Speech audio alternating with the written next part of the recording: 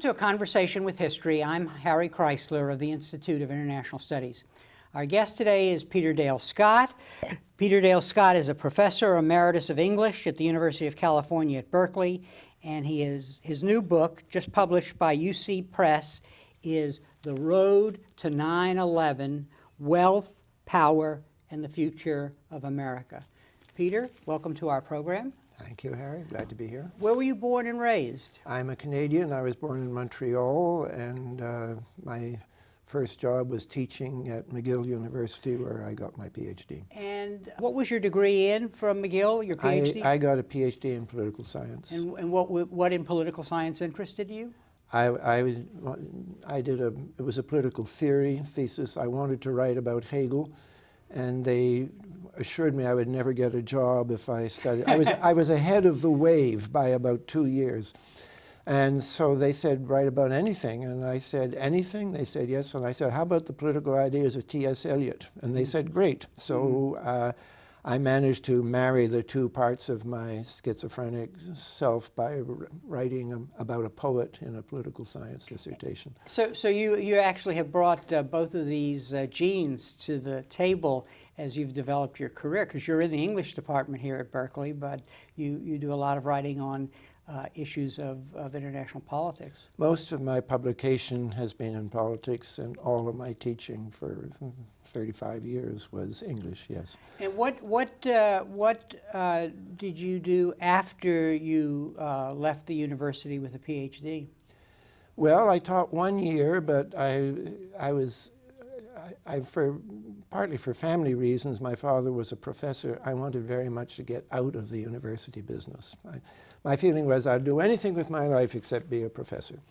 And there was a chance to take the Foreign Service exams in Canada, and I took them and passed. So I was a diplomat for 4 years and enjoyed it very much, and was in some nice places, the UN, Geneva, Austria, Poland.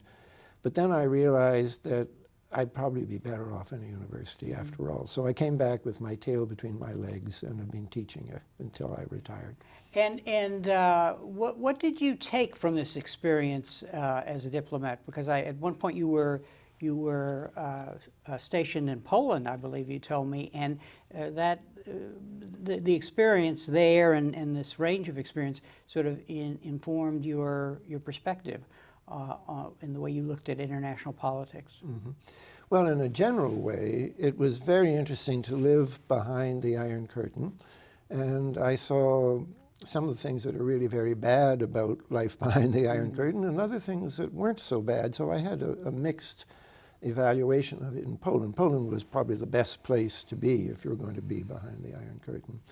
And then in a much narrower way, it had a huge influence on my later life, because just by coincidence, I was there 59 to 61. That is in Poland. In Warsaw, in yes. Warsaw. I was 4 years in the diplomatic, and the last 2 were in Warsaw. And as it happened, Canada, India, and Poland had been charged with overseeing the enforcement of the Geneva Accords of 1954 in Indochina. So we used to get by sea huge stacks of cables about Indochina. And because I was the junior member of the embassy, it was my chore to read them. I never thought that we had nothing to do with it in Warsaw. It was just for information in case something came up. Nothing ever did. But it meant that when I left the diplomatic service, came to Berkeley in 1961, I didn't carry any specific memories from the cables except a sense that something was going terribly wrong, and that most of the other countries, it was one of the rare times that Canada and America really had a different point of view, because Canada was interested in seeing the Geneva Accords enforced. That would have meant the peaceful reunification of Vietnam by an election in 1956.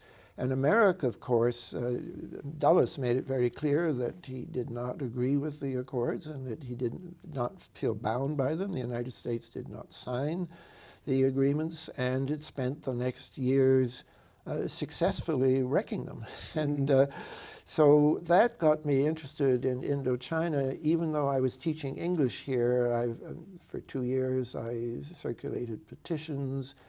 And then in 1965, there was a visiting Jesuit who was very pro-war, and they somehow picked me out to debate against him. I was supposed to be the naive liberal who didn't know anything about the East, which was almost true at that time. But that got me started in a career of opposing the war in Vietnam. And so this luck of the draw that brought you to Berkeley, you were essentially positioned to think about what was going on in the world. Yes, it was a good place to be doing it. I had no intentions of ever doing anything with politics again. And this thing was sort of thrust at me. It wasn't even my choice to go out and speak. First of all, the right wing asked it, and then John Searle drafted me to teach in the first teach-in. And I said, don't get me, I'm a Canadian, get an American. They said, there's no one else. So I gave a speak, I was the main speaker at the first teach-in here in Berkeley. Berkeley and Michigan were the two first. We invented the word teach-in in the spring of 1965. How did this body of experience that you brought to the table affect your perspective as you looked at politics over the following years? Well, I was different from most people because there were, on the one hand, a number of people who worked with the government and were anxious to defend the government, including my very good friend Aaron Wildavsky. And there were a number of people who had never had anything to do with government who saw government, you know, it was a time of very intense revolutionary rhetoric about overthrowing the government, all nonsense, really. And my position was that I felt that America did some good things in the world. I thought they were quite beneficent in Poland, much more so later on with Solidarity. But so I was not anti-American the way a lot of the student radicals were. And I was very uncomfortable with many of the faculty defending the government, but also very uncomfortable with the rhetoric of the students attacking. I was against the war. For America's sake, I was against the war, as well as for Vietnam's sake. So there weren't too many people like me. I was in the middle in some ways. You are a poet, and you have taught in English poetry, and poetry is the use of words. I'm curious how that your sensibility as an artist informs your political writing, your writing about politics that has been such an important part of your life. Do the two go together well? I think this book is the first time that one becomes aware that I am a poet and not just, in fact, one of the nice blurbs talks about me writing as a poet, because in the last chapter, this is not, you know, I say some rather harsh things about American policy, but I make it very clear at the beginning that I'm still a Canadian citizen, but America is a country that I truly love. I'm here by choice. I love the American people. I could never say I love the American government, particularly not the present administration. But I see a case of a country that when I came here in '61 was still informed by the kind of visionary ideals that a poet would appreciate. And as I say in the preface to the book, there were some very acute social problems in the 1960s in this country, but the difference was there was the belief that something could be done about them. A number of people inspired to go out and work for them. I think the history of the civil rights movement in the 1960s is one of the few radiant successes in a dismal century of violence and bloodshed. And in my last chapter, I'm trying to reawake an interest in those ideals. And I do so by pointing not only to the civil rights movement, but also the success of Solidarity in Poland, which was largely inspired by the great poet Czesław Miłosz. So poetry can help a country sometimes. Let's talk about the book, and I will show it again to our audience, The Road to 9/11. How long did it take you to write the book? 6 years. 6 years. And let's, I think a very overarching theme here is the difference between the deep state, what you call the deep state, and the public state. Help us understand the difference between the two. The term deep state comes from Turkey, and they had to coin it after there was the wreck of a car in which the people who were in the car were a member of parliament, a beauty queen, a local police, quite senior police captain, and the leading drug trafficker in Turkey, who was also the head of a criminal paramilitary organization, the Grey Wolves, that went around killing people. And it became very obvious in Turkey that there was some covert relationship between all of these people. But particularly between the police who officially were looking for this man, even though he was there in the car, and these people who committed crimes on behalf of the state. Well, the state that you commit crimes for is not a state that can show its hand to the people. It's a hidden state, a covert state. And they called it the deep state, and I've always been talking about deep politics, so it fits very well with my own analysis. The public state is the one we're taught about in school, and it's true as far as it goes, but all over the world, particularly since World War II, but even before, public states have little escape hatches for when they want to do something illegal. And in this country, the most visible but not the only sign of it is the CIA, which was actually charged quite early on in 1948 to start committing crimes against governments in other parts of the world. So we do have a deep state in America, and the thesis of my book is it's secret, it's not properly controlled, it gets involved in larger and larger enterprises, which were never envisaged, by the way, when the CIA was first created, which become more and more disastrous for everybody, including the United States. And the balance between the public state and the deep state has been shifting more and more towards the deep state because there are checks and balances on the public state, and nothing that works by way of checks and balances with the CIA and DIA and the Drug Enforcement Administration, the various components of the deep state. With your background, what factors do you see accounting for essentially the continuing enlargement of the deep state, the secret activities, and the essentially the inability of the public state, in the case of the United States, the Congress, the system of checks and balances, to stop this expansion? Well, here I follow a number of other authors like Chalmers Johnson and particularly Kevin Phillips or Kennedy, you know, the rise and fall of the empires.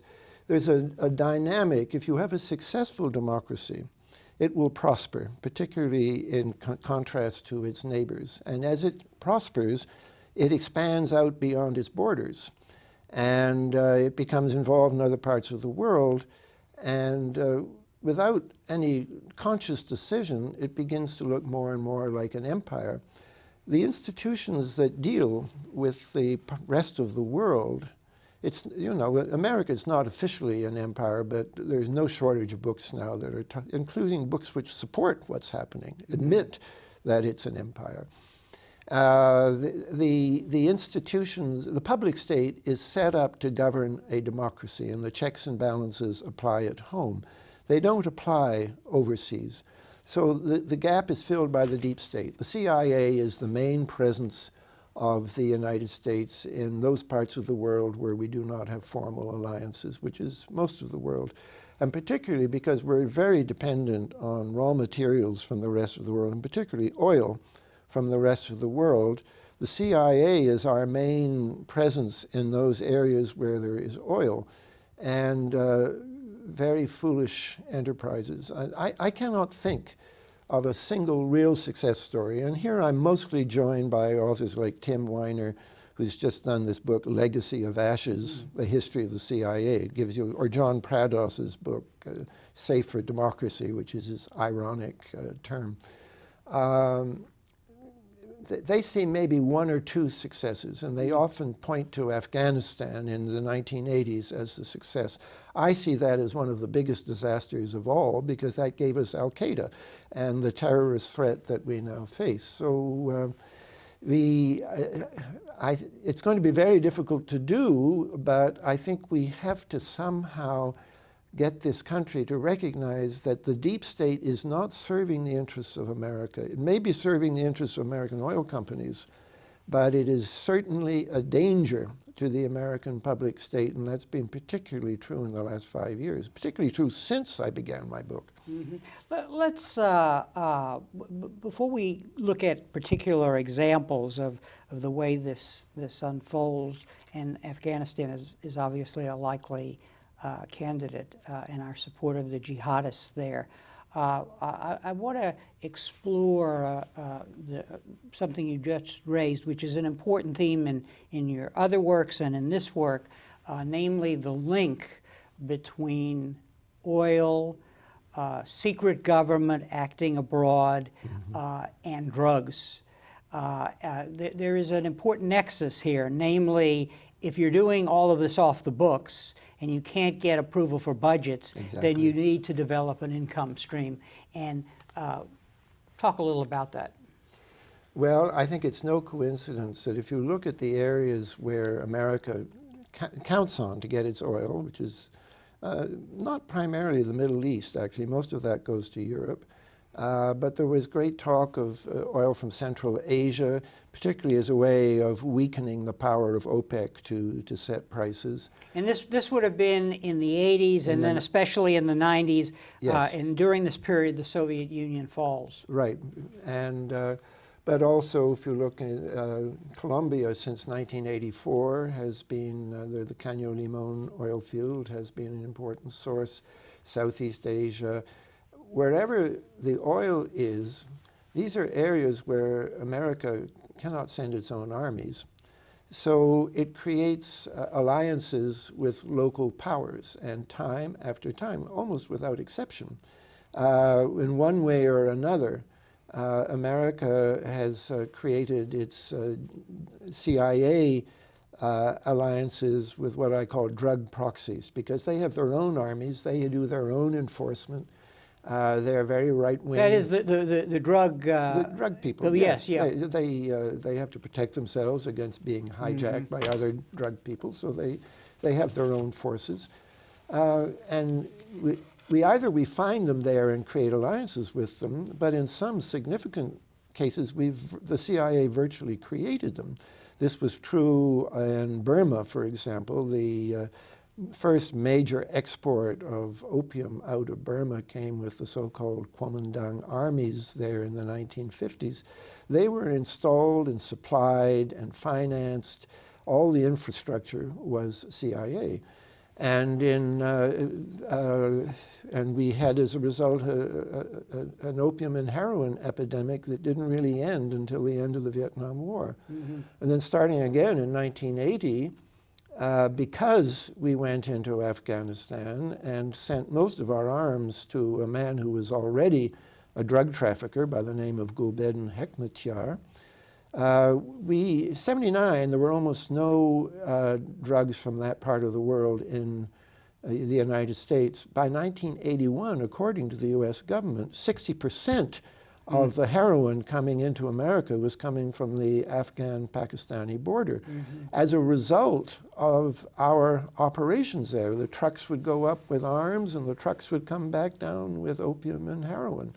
And we had a second, we had a second involvement in Asia, and we had a second heroin epidemic, which is still with us. And by the way, you can just say that now it's something like 95% of the world's heroin comes from Afghanistan, which didn't used to export any back before 1980. So that's what I mean by a disaster. And as I listen to you, it's as if at one level you're saying the left hand, namely the public state, doesn't know what the right hand, the secret state, is doing, but on the other hand it does. But I mean, we're talking about this increase in the drug trade at a time when at home the public state was saying we had a war on drugs, and we were saying just say no. Right. Well, the war on drugs, of course, is a bonanza for the drug traffickers because it keeps the prices up. I think there's a lot of hypocrisy.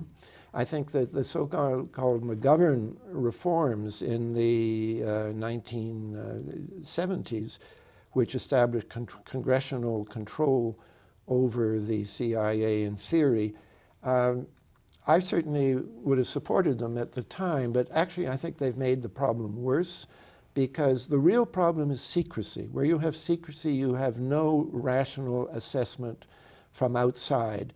And it has to be said that the program in Afghanistan was never publicly debated in Congress, but the Oversight Committee knew all about it and was encouraging it and appropriating money which the CIA didn't even want. So they became part of the problem, because secrecy is the source of the problem.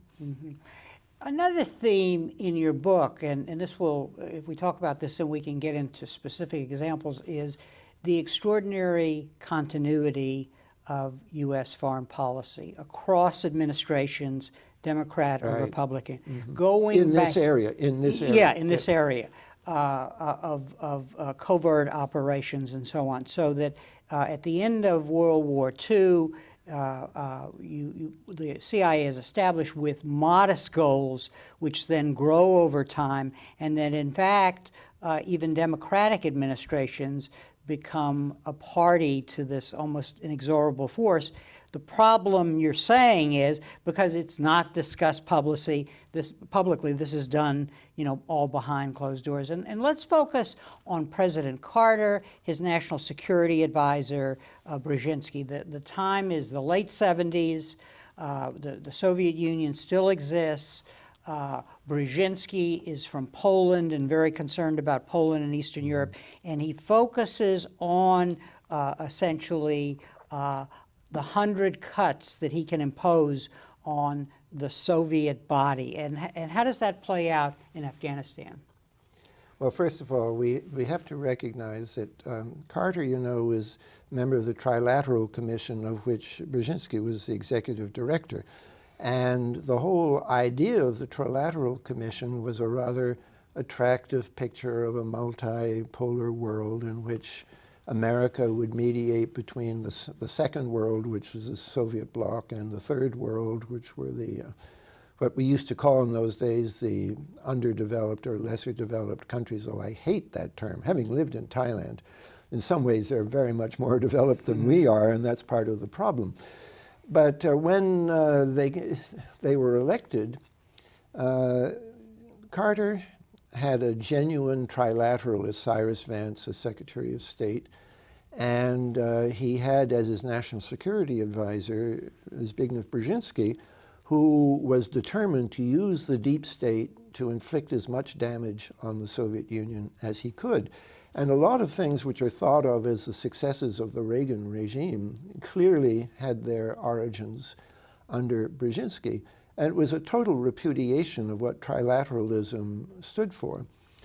Carter, the poor man, he elected promising cuts in the defense budget, and before he had left, he had committed the Defense Department to huge increases, which actually, again, we associate with the Reagan administration, but were initiated before. What I see happening, there's something we haven't talked about yet, Harry, very important in my book.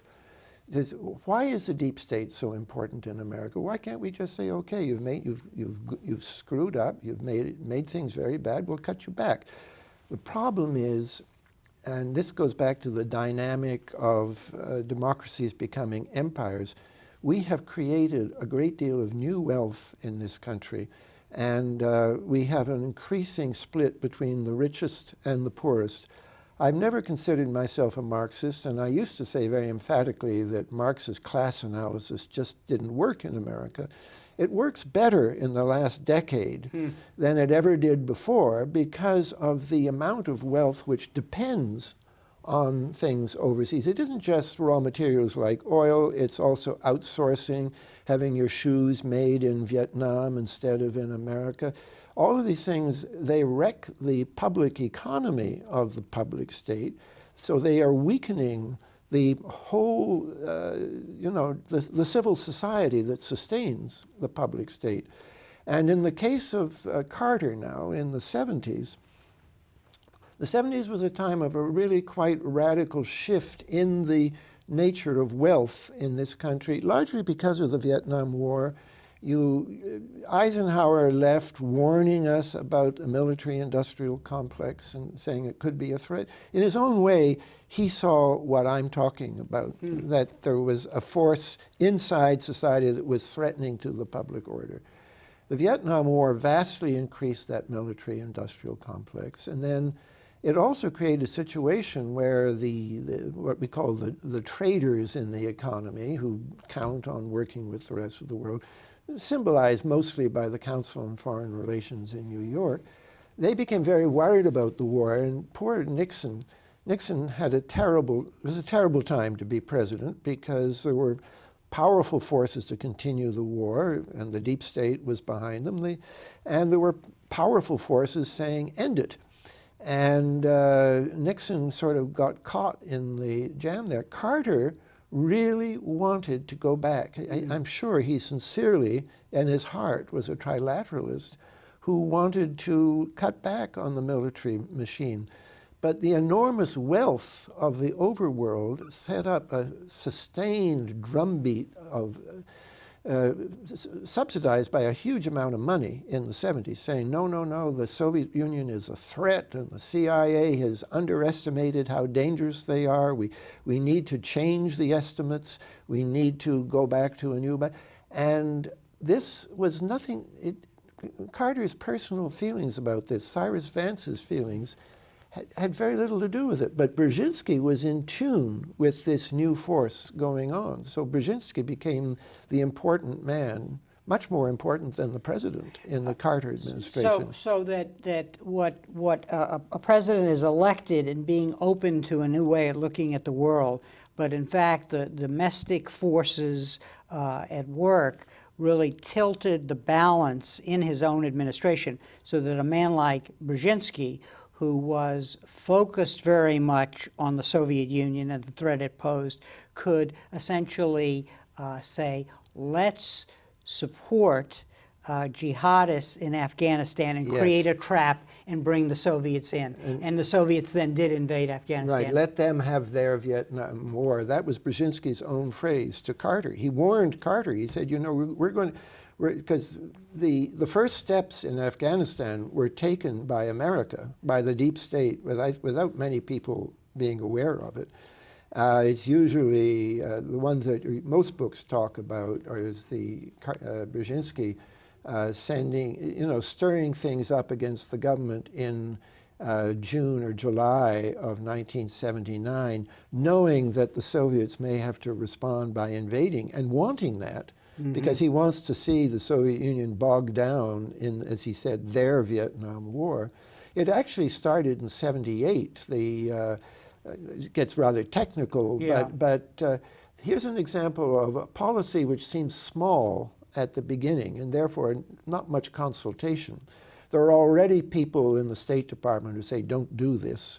But the State Department doesn't count. They're the public state. This is going on in the deep state. And because Brzezinski is in tune with that part of the overworld, the military-industrial complex now is essentially the economy of this country. We have other things. We have aircraft is in between. We certainly have electronics, but even that has primarily got a military component. This isn't a militarized economy that we now have. And that's why the overworld has so strengthened the deep state, and the poor members of Congress, they can't even talk about it because they have to get funds from the military-industrial complex to be reelected.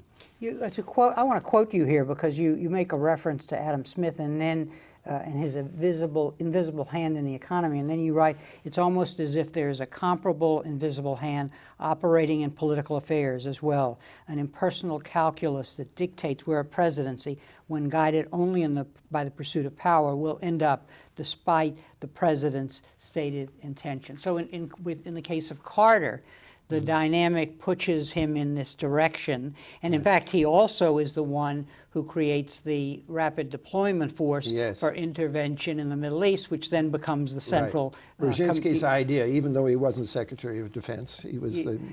But then we elect a conservative president, President Reagan. He appoints as head of the CIA what we might call a cowboy, named Bill Casey, who had a long experience in the OAS and was OSS and was a New York banker, and they really ratchet up the ante, because what Carter and Brzezinski have done is laid the groundwork for Americans' secret involvement in Afghanistan against the Soviets by supporting the Islamic fundamentalists. Along comes Casey and ups the ante. And really cashes in, you might say. That quote you gave from it was actually about the Ford administration, and it applies, you know, the more you go back, the more you see the seeds further and further back. Which is why this understanding the historical continuity is very important. Ford, of course, came in after Nixon resigned, never elected, and his stated purpose was to heal the nation, which badly needed healing at that time. And yet, before he left, Ford appointed a chief of staff by the name of Rumsfeld, and Rumsfeld hired a deputy by the name of Cheney. And what happened in the course of the 2 years of the Ford administration was that Ford shifted the country away from Kissinger's policies of détente with the Soviet Union towards Reagan's policy of heightening the Cold War against the Soviet Union. Cheney and Rumsfeld who became very much more important later on. We'll come back to them. I say this of them, that I'm not even sure that they came into office with this goal in mind, but the dynamics of what was happening, and particularly this huge public relations campaign going on outside the administration. This is the Ford administration. The Ford administration, the crucial years, 75. I call that the critical, you know, originally I wrote the whole book I thought I'd just skip Ford, and then I realized that I could drop any other chapter, but I could not avoid Ford, because that's the shift from Kissinger's goal of living with the Soviet Union to what became eventually the explicit Reaganite goal of destroying the Soviet Union. And it really happened under Ford.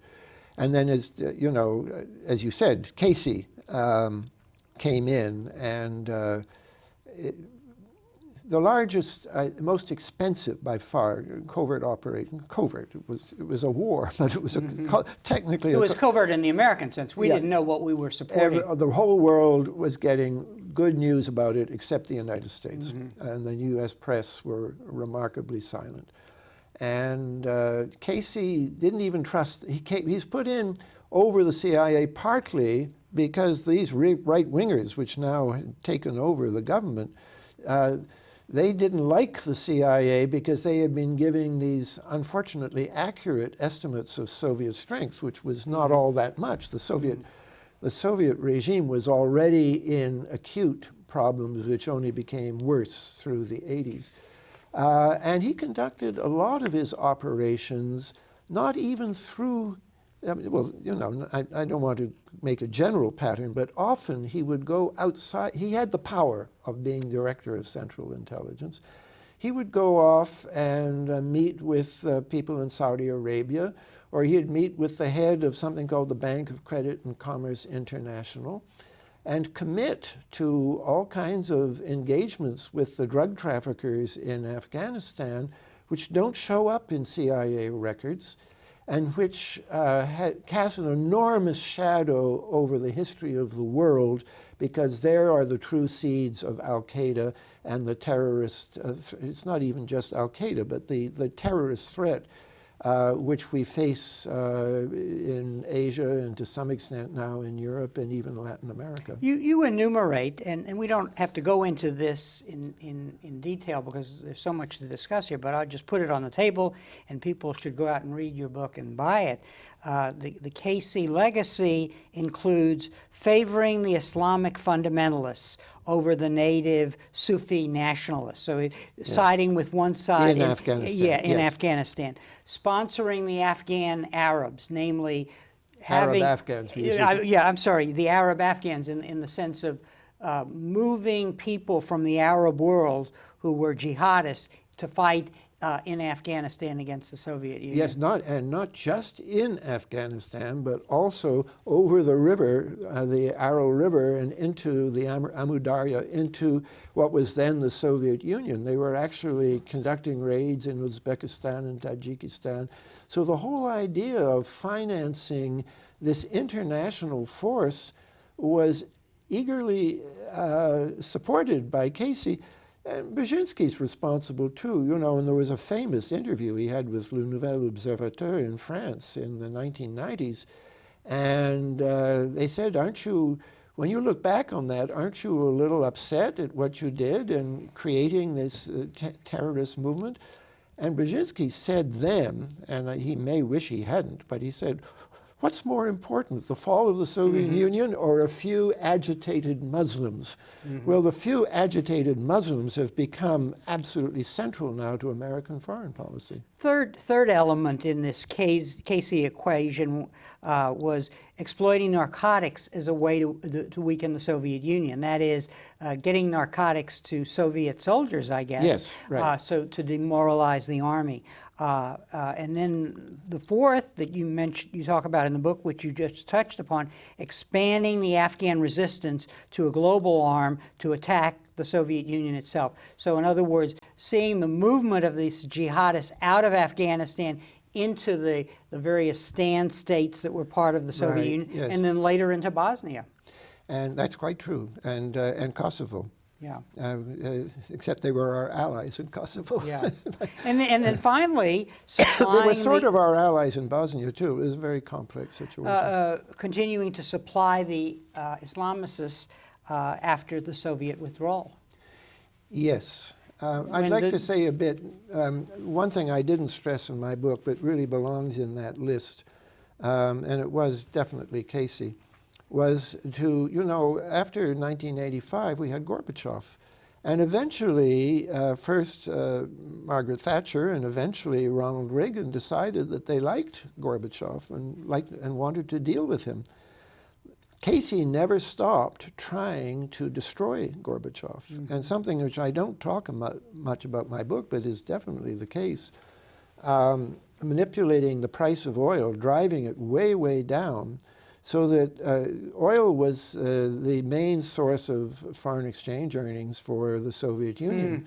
And none of Gorbachev's reforms would work because the predicted income from the sale of oil to Europe, Western Europe, never materialized. And so he successfully destroyed Gorbachev. Was that for the good of the world? I mean, I'm not anti-Putin particularly or anti-Yeltsin, but there was a moment of opportunity with Gorbachev which Casey was destroying even when Reagan wanted it. Now that is, to me, a symptom that the deep state has become very dangerous to the policy goals of the public state of this country.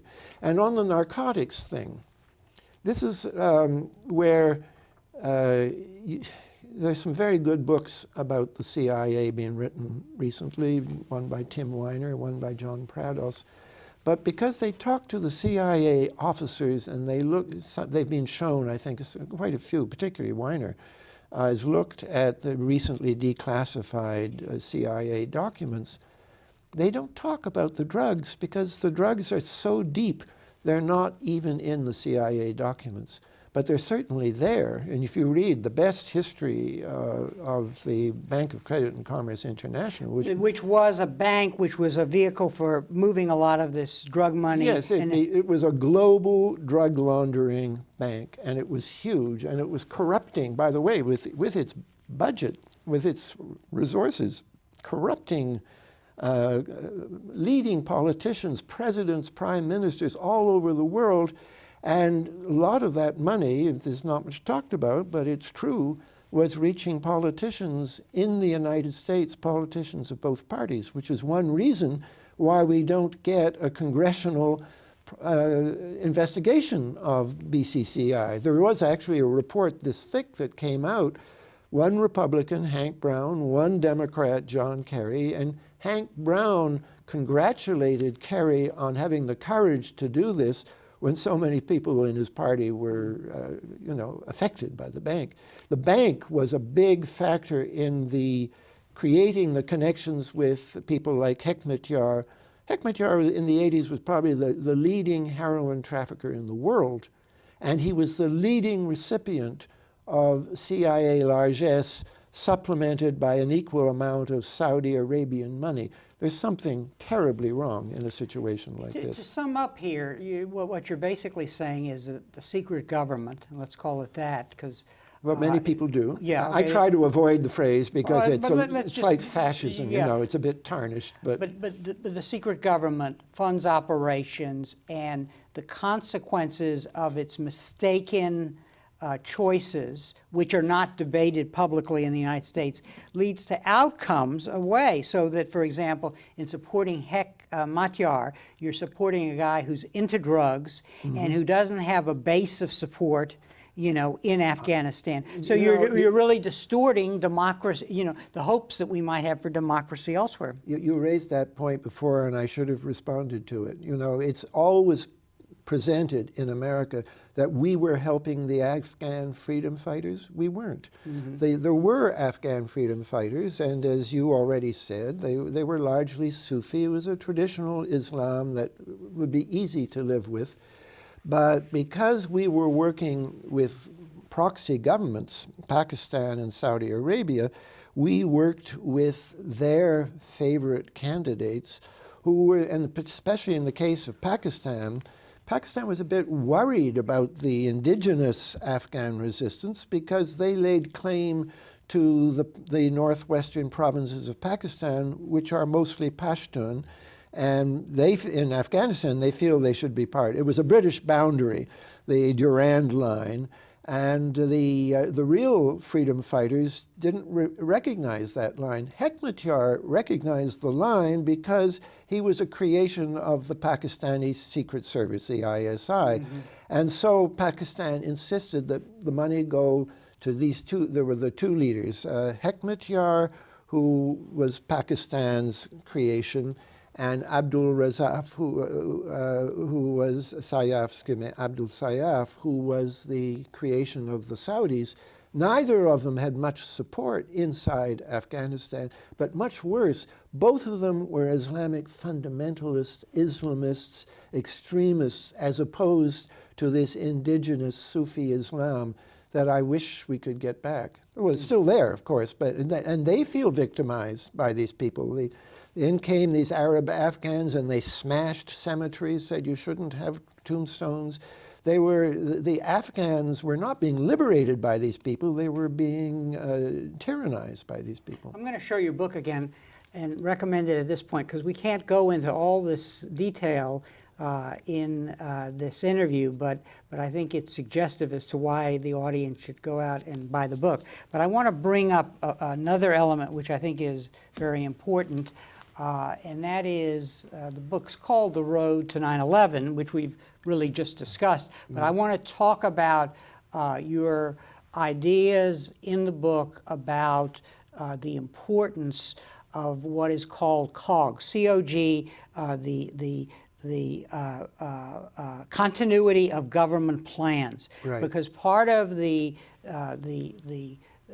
way the government has adapted to its concerns about the world is to create a set of plans as to how the government would respond in the case of nuclear attack. Initially, it was nuclear attack. This would be in the 80s, and the people involved in this centrally were Rumsfeld and Cheney even when they were in the and Oliver North and George H.W. Bush. Right,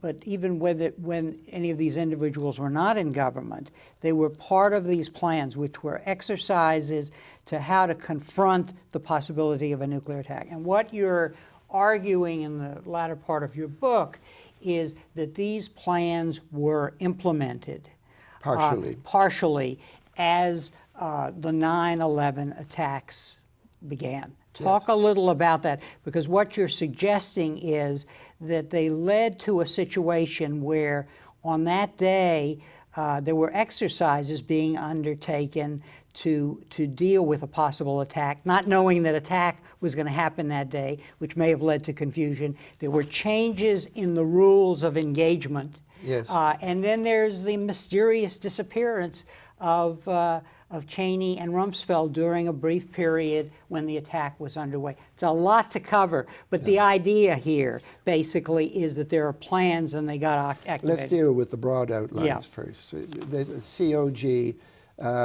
this is another thing which we associate with Reagan, but actually began under Carter, although Carter may never have been aware of it. Carter did create FEMA, the Federal Emergency Management Agency, which has always been charged with being the infrastructure for this planning. What is kind of shocking, really, I mean, these are extreme plans. Congress didn't know about them in the 80s. About a small group of people were assigned to work on them by an executive order from Reagan. It came up in the Iran-Contra hearings. A congressman asked Oliver North, is it true that you've been working on plans to suspend the American Constitution? And Senator Inouye rapped his gavel and said, we can't go into that here. This was what Congressman Brooks was asking about was COG, and it was happening. And as you just said, Cheney was a congressman at the time from representing Wyoming. But Rumsfeld was not in the government at all. He was the head, he was the CEO of a drug company. And yet they were planning for the suspension of parts of the American Constitution, and Congress didn't know. Now talk about the deep state sailing completely free. Here the deep state is planning to suspend the public state. I always say COG really stands for change of government. If you're suspending the Constitution, that's not continuity. That is a very significant change. In the two best books on this by James Mann and James Bamford are not aware that the planning continued under Clinton in the 1990s. And according to Andrew Coburn in his new book on Rumsfeld, Clinton didn't know about them. But now, neither Cheney nor Rumsfeld are in the government, but they're still planning for the suspension of the Constitution. And somebody who worked with them and was a source for Coburn said, you know, before it had always been a mix of Democrats and Republicans. Now they were all Republicans, and they all hated Clinton, and they acted like a government in waiting. Well, one of the first things that happened when Bush was, I don't want to say elected, but when George W. became the president, he put Cheney in charge of a group to plan for a terrorist attack. This is May of 2001, 5 months before 9/11. And he's to work with FEMA. Well, he's been working with FEMA for 20 years, so it wasn't like there was any real change here. And everyone recognizes that one of the crucial reasons why those planes were able to get to the buildings on 9/11. The attackers, the terrorists. The hijackers, without interception is because on June 1st of 2001, the rules for intercepting a plane were changed, and before it was just an automatic thing. A plane goes off course, fighter planes go up, and they intercept it doesn't mean they shoot it down. They just get there to see what's going to happen. Some people may remember when the golfer Payne Stewart, his plane went off course, the fighter planes were up there. The system which was able to intercept Payne Stewart's plane was not able to intercept any of the planes on 9/11. And the reason, this is according to the 9/11 Commission report, is one of the very few things where I agree with them, is because of a new rule instituted on June the 1st, which said now you had to get approval from National Command Authority. Well, what a crazy rule. I mean, absolutely insane rule. I understand that the rule was repealed in December of 2001, but this is clearly a reason why it was difficult to intercept the planes. Impossible, it didn't happen. So in other words, the centralization of power. Yes. Essentially Put it in the deep state. Put it in the deep state and prevents the kind of flexible response Yes. that may, at a lower level, maybe not have stopped the planes, but would have alerted the government. No, it would have been different. Yeah, we assume it would have been different. Yeah. And now I've given you some facts up to now, and one more fact is, it is an absolutely clear fact, COG was instituted on September the 11th. It was. And a number of people left Washington. You know, we have these hollowed out mountains which had become the emergency headquarters. And those buildings were occupied for several weeks after 9/11 by about 100 bureaucrats. We don't really know what they're doing, but I speculate that what they were doing are all these things. They produced the Patriot Act out of nowhere, like a magician bringing a rabbit out of a hat, or Lyndon Johnson producing the Tonkin Gulf resolution out of a hat. They produced the Patriot Act, which I think is I'm speculating, an outgrowth of COG planning. The things that we know were planned for in the 1980s under COG, warrantless wiretapping, warrantless detention, possibly even massive detention. That hasn't happened yet, but planning for massive detention has already happened. And all of these, and in the Homeland Security homepage, when they're talking about it, they say the planning was done in 2001. Well, I think it was probably done in those hollowed out mountains. There is a very tight correlation between what Oliver North was accused of doing in the 1980s and what has actually happened in this country since 9/11. So, there's Congressman Kucinich wants to impeach Vice President Cheney. I think it's premature to impeach him. First of all, I know it wouldn't succeed. And secondly, I don't think the evidence is there myself. But I do think the evidence is there for a congressional committee to call in Vice President Cheney and say, what were you doing in that group in May? Did you have anything to do with this? The 9/11 Commission wasn't curious as to where this June 1st crazy ordinance came from. He should be asked to testify about that under oath, because Americans should understand that all kinds of people testified about 9/11 under oath to the 9/11 Commission, but Bush and Cheney came together so they wouldn't contradict each other and were allowed to testify not under oath. Well, I would say it's a matter of the very highest priority that Cheney testify for the first time under oath. I will just give our audience a teaser so they'll go out and buy the book, but there's a very interesting period of time after the attacks by the hijackers have begun, in which the public record doesn't account for Cheney and Rumsfeld's time, suggesting, you are suggesting in the book that the COG was activated and decisions may have been made that should also be a matter of public discussion. But we don't have time to go into that. But I suggest that the audience read that and see if they agree with you. But what I want to ask you, because our time is running out, what I want to ask you is, because somebody out there might be watching and saying, well, what's his evidence for this? And obviously there is a public record, books like Steve Cole's book on American involvement in Afghanistan, and many others which you have named. Yes. But you are creating a mosaic here, which is a much broader systemic look at what was happening. Right. And so your critics might say, well, do you really have evidence for all that, that you're charging, or is it speculative? So what I want to ask you is, what is your theory of how you piece things together, even though you may be wrong about some things but right about many more? Well, I've been called a connective journalist. I don't do much interviewing of people in high places, mostly because they usually won't speak to me. But most of the book, I would say 95% of the book, is from publicly available sources, and when possible, I cite sources on the internet.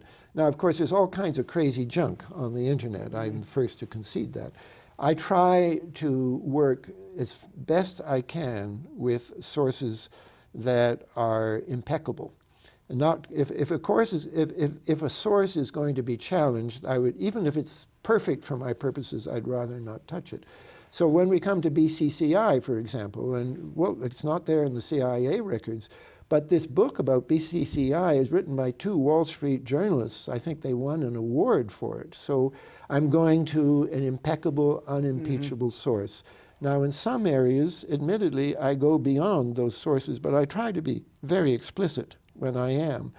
And there was one time when I cite a source about 9/11, and I say, you know, I suspect this is true, but this should be formulated as a question, not as a fact. And this is the sort of thing that Cheney should be asked. So in the 5% where I go beyond, it's usually, I would say, the most reasonable extrapolation from the available evidence, and it's the agenda for further inquiry.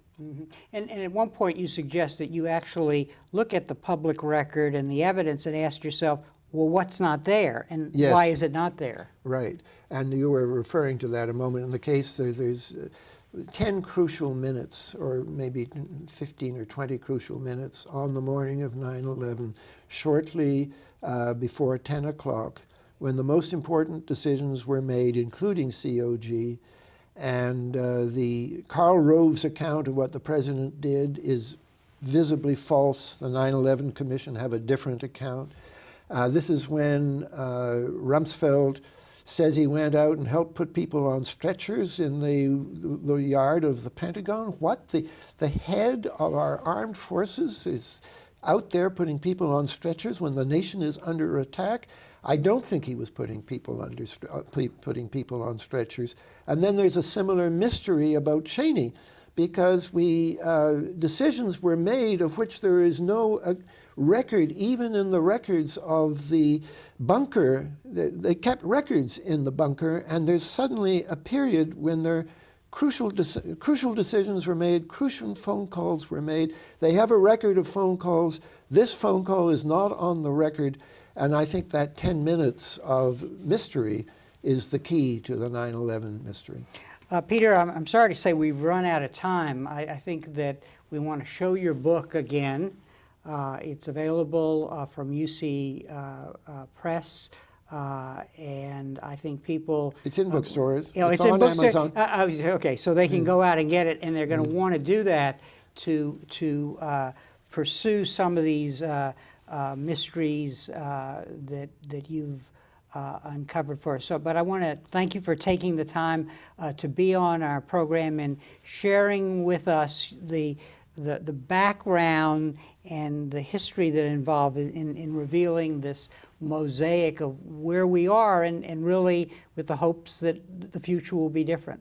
I'm just sorry there wasn't time to talk about my last chapter, because I am hopeful for America. My hopes are with the American people. Good, and they will read that last chapter because there is a plan of action there. Peter, thank you very much for being with us. Thank you, Harry. And thank you very much for joining us for this conversation with history.